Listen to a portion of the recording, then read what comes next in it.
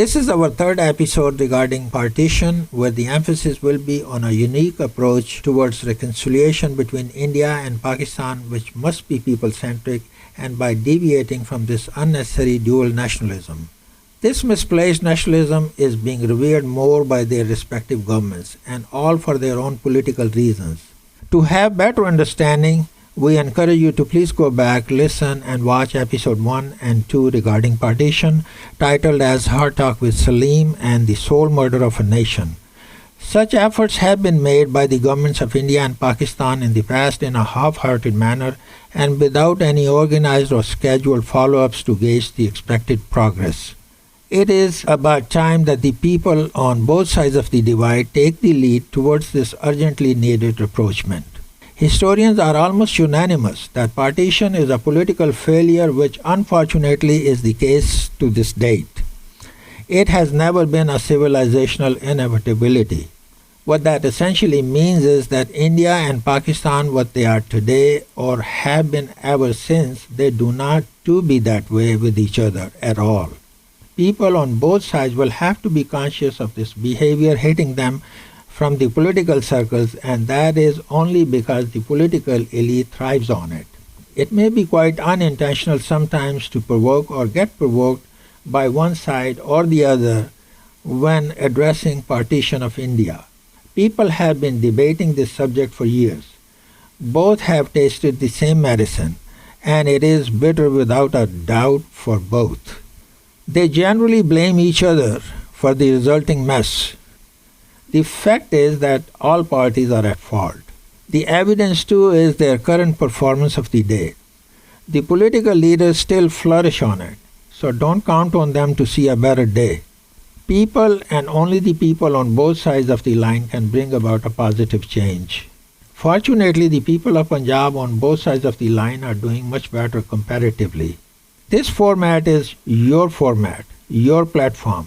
Please share your thoughts among comments here, including stories with or without audios and videos regarding the joint livings together before partition that you have learned and heard from your parents and their parents.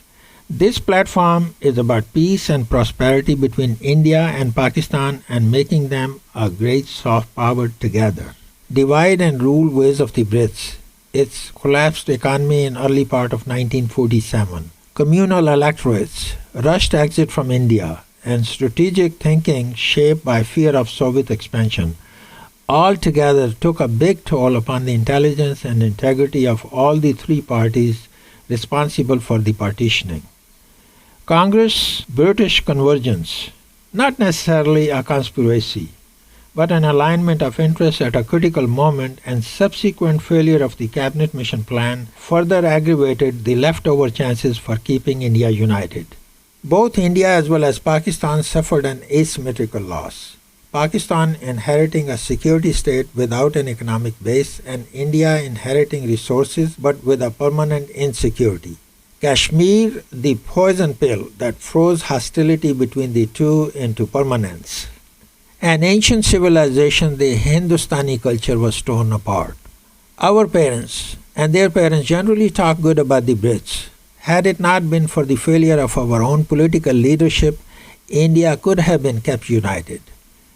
This fact is evident even today when we see the performance of our political leaders and their respective parties and governments. During early years after partition, both had bureaucrats who were well-educated, intelligent, and people of integrity. Then political leaders started making political appointments in technology-demanding positions as favors to their political supporters, instead of considering them on their merits. This dogmatic exercise, along with nepotism, brought in religio-political priests and pundits as well. One can tell today in definite terms about the people of positions as to who is who and how they got there. China became independent 2 years after India. India today wants to be seen as a competitor to China, which is already in the big league of three great powers. The world at large, on the other hand, sees India and Pakistan as paired and balancing competitors. India will benefit a lot more than Pakistan if both have good, working, and peaceful neighborly relations with each other. Congress leaders believed they could manage partition's consequences without much effort, and they gravely miscalculated the outcome that both have been experiencing together to this date. India is much bigger and a lot more resourceful, and it can still undo the done damage, bring back the lost peace to subcontinent, and enhance prosperity for both. This approach will help India with its other small neighbors as well. In short, all roads to peace and prosperity in the region travel through New Delhi and Islamabad simultaneously. Fortunately, the armed forces, unlike their other institutions in both countries, haven't lost their shine altogether yet. They still largely maintain the British legacy. Many agree even today that it was a great idea when President Ayub offered Prime Minister Nehru a joint defense agreement between the two in 1960 when both met in Karachi to execute the Indus Water Treaty. Nehru declined by saying that it wouldn't be worth the piece of paper such an agreement will be drafted on. This was just 12 years after the partition. Both had learned their lessons they had to learn. Both were dealing with each other somewhat like Canada versus USA kind of relationship, as envisioned and desired by Jinnah. Hindi Chini Bhai Bhai phenomena was fast fading because Nehru didn't respond to India-China boundary and border plans offered and proposed to it in 1959 by China. Chinese military then attacked India 2 years later in 1962. Rest is history. The said defense agreement between India and Pakistan is still one of the ways forward in my personal opinion. Both will have no country to attack or fight with. Both can stop being pivoted to great powers and put a stop to this destructive competition with each other. Kashmir can possibly be administered together, and both can mutually focus on their own developments. Both can deal with ASEAN groups of countries, Middle East, and the Central Asia together. All these three regions are Muslim majority like Pakistan and Afghanistan. The days of secessionism and separatism are gone. Pakistan is an extremely important country for India, and India must be seriously ambitious to benefit from its geography, which was lost due to partition. India can accomplish this with a lot more ease in comparison to any other country in the region, and that includes Bangladesh as well. India must forego all misgivings it has been nurturing regarding Pakistan. India and Pakistan together require a minimum of $10 trillion combined economy to meet just the basic needs of their overgrown populations. The people and the government of India need to see the Muslims of subcontinent, including Bangladeshis, as Indians like themselves, and not as the great-grandchildren of Mughals. If they go back far enough, they will find them as their cousins. There is too much common among them as opposed to what is not. Exclusion of Muslims leaves India with a system of majoritism, and one without required supportive institutions makes it an autocracy of its own kind. In fact, this majoritism is fast destroying whatever is left of these institutions. This doctrine is increasingly being felt by the other minorities of India as well. Brits supported partition because of Cold War, and Cold War logic existed back then, but partition was also driven by imperial exhaustion. A huge misreading of the Indian society, its unique, ancient, orthodox ways of living together in peace and with traditionalism, and the way the divide between the two speeded in 1947 all the way to the big day in the middle of August due to the British fallen economy. Each one of these cited reasons had its contribution to split India. Fighting from within the Indian political leadership was secondary to the imperialistic reasons. The Act of India's independence was ratified by the British Parliament, and it was done so in the presence of an elected Indian Parliament.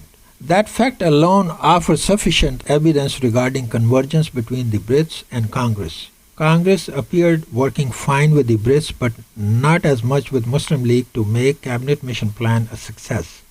Congress, considering its majority, could have pushed for a vote on partition within the Indian Parliament before walking out of the Cabinet Mission Plan. But that was then.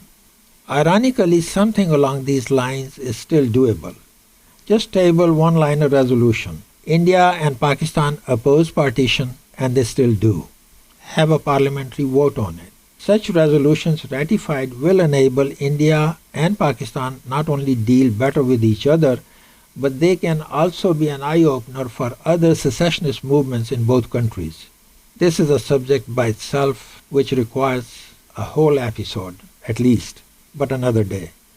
This is all I have for now. I'll be back with my closing remarks in a second. Please don't leave yet. Thanks. We discussed reconciliation in this episode, which will be continued in the next one as well. Reconciliation is not a weakness. It is, in fact, a strength of strategic wisdom. The future belongs to the people who choose cooperation over inherited hostility. We are focusing only upon rapprochement, not necessarily a reunification, which is neither required nor even realistic. Opening of Kartarpur corridor by the government of Pakistan was a great leap forward to bring at least the Punjabis closer.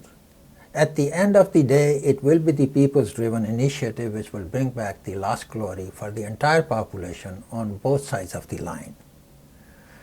Had Amrita been among us today, she would have been thrilled to visit Kartarpur Sahib. Amrita is a well-known poetess. She witnessed the horrific scenes of violence during partition. I'm now about to narrate one of her Punjabi poems in which she appears quite sad and distressed with the death and destruction that took place during partition. I'm not really qualified to translate it into English. She is saying a lot without saying much here in this poem. I feel I'll end up not doing justice while trying to translate it. She is deeply and dearly influenced by the famous Punjabi Sufi poet Waris Shah. He wrote extensively in his unique Punjabi poetic style regarding Heer and Raja and their epic love in his book Heer Waris Shah. Their love, as the tale tells, never saw the desired days of being together for life, and the carnage of partition too was in front of Amrita. Waris Shah, born in 1722 in Jandiala Sher Khan, passed away in 1798 in Malkahans. Both towns are in Pakistani Punjab.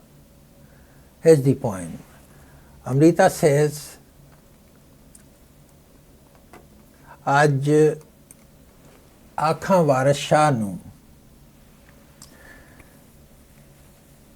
अज आँखां वारिस शाह नूं खितों कबरां विचों बोल अज आँखां वारिस शाह नूं खितों कबरां विचों बोल ते अज किताबे इश्क दा कोई अगला वरका फोल अज आँखां वारिस शाह नूं खितों कबरां विचों बोल ते अज किताबे इश्क दा कोई अगला वरका फोल एक रोई सी धी पंजाब दी तू लिख लिख मारे वैण एक रोई सी धी पंजाब दी तू लिख लिख मारे वैण अज लखां धीआं रोंदियां तैनूं वारिस शाह नूं कहण उठ दर्द मंदा दिया दर्दिया उठ वेख अपना पंजाब उठ दर्द मंदा दिया दर्दिया उठ वेख अपना पंजाब अज बेले लाशां विछियां अज बेले लाशां विछियां ते लहू दी भरी जनाब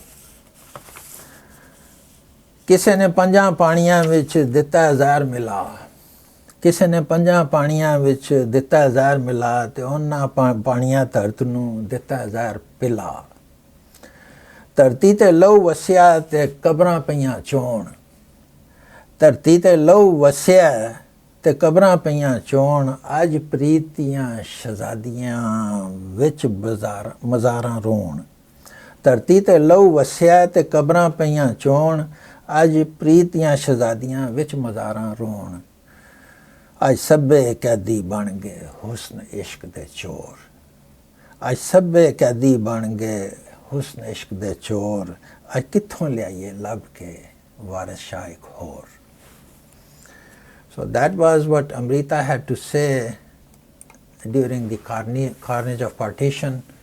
With these heartfelt and masterful rendition of Amrita, it is time to end this episode.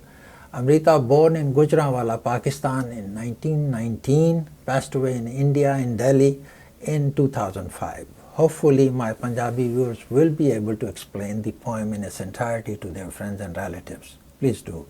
Thanks for watching, listening and reading. May God bless us all. Thanks again.